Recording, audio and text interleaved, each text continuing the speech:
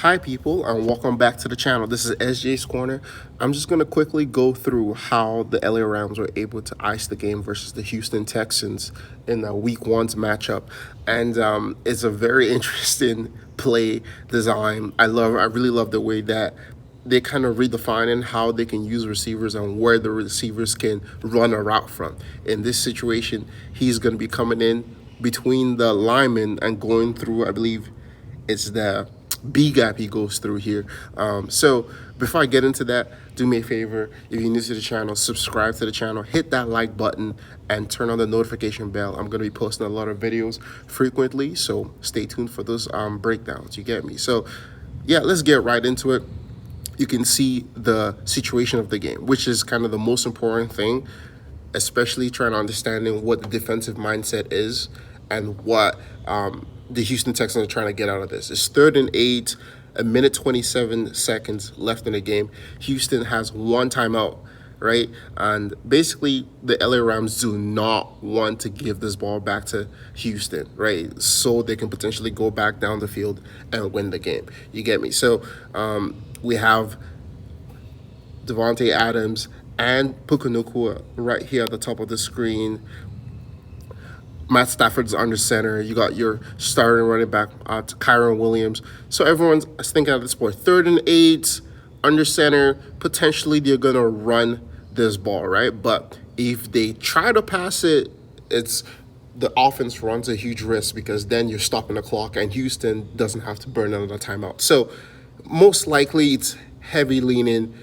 They're probably going to run this play, maybe get 2 to 3 yards, punt, make Houston use their last timeout, and then just lean on the defense because the LA Rams has a really good defense. But let's see what Sean McVay and the Rams decide to do. So you have Puka now motions down, and now he's in that B gap.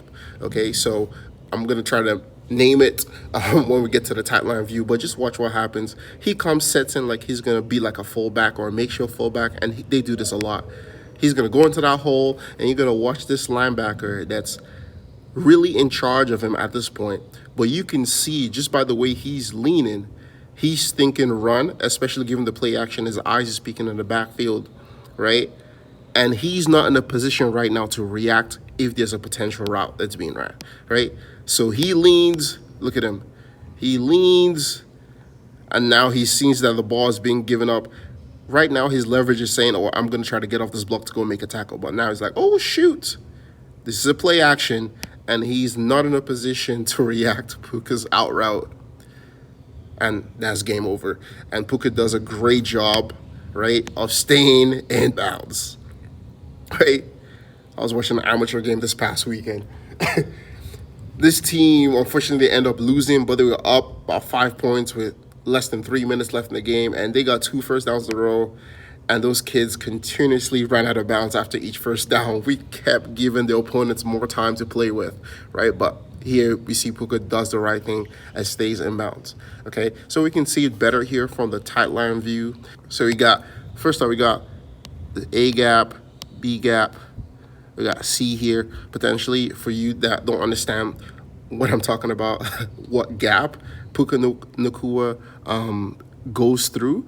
And it might be a little bit of telltale sign because you can kind of see the split between the tackle and the guard is a little bit wider compared to, the ones on this side and the ones on this side. So it's like, that might be a telltale sign that the defense starts looking through. It's like, hey, if we got our left tackle being wider, Puka might be up to something. You get me? But you can see there's that gap that's right there for him. He comes through, and you can see that linebacker is more, okay, I'm potentially playing a run and it's play action, and oh, shoot, too late. Okay, gets beat off leverage, and it's just a beautiful play call.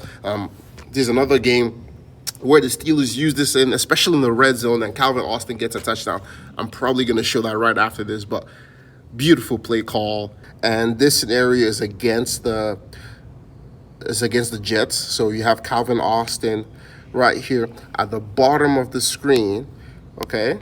and he's going to come in here, and this time it's going to be the C gap because it seems like there's an extra tight end, that big boy. I think it's Washington is the tight end for the Steelers, but they do a great job of using this again in the red zone in a potential area where the defense is expecting a run play, right? So that's kind of what the key of this is if you're a heavy run team, you can really use this to kind of confuse linebackers, defenders, DBs, halfbacks, nickels, because they anticipate if you come in down here and going through, 9 out of 10 times you're likely blocking, okay, like a makeshift fullback.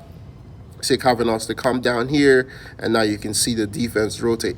Also, Calvin Austin, one thing about him, he's a speed guy. So potentially we have those things where a receiver or a slot can come down here and they can run one of those fly motions or naked routes. And you can see the defender here is inverted, okay? Or he's going to call it off for one of his teammates to potentially switch this for him, right? But what happens is he stays, he has his eyes on, and now I'm telling you right now, he's probably thinking, okay, play action, most likely going to be a run. He's going to be trying to block. But as you can see, the play goes on. His momentum is just way too much going downwards and puts him in a bad position. And Calvin doesn't have to do much of a move. He stutters a little bit, and he's just going to go right by him. Touchdown, right? So this is another part, again, where OCs are using built-in motions, built-in receivers coming to block, and using that to get their guys open. So now the one key difference here that I noticed, again, from the LA Rams, between the left tackle and the guard, this time between the right tackle and this tight end, you can see there's consistent splits in between compared to the one with the Rams. The Rams is pretty damn obvious, like, okay, Puka is definitely coming through here, and something might be up. That might be something I look at if I was like playing defensive, and it's like, okay, I want to get some type of keys on what might happen on this play.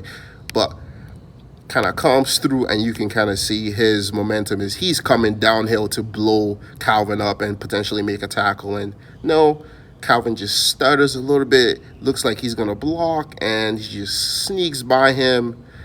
Easy touchdown.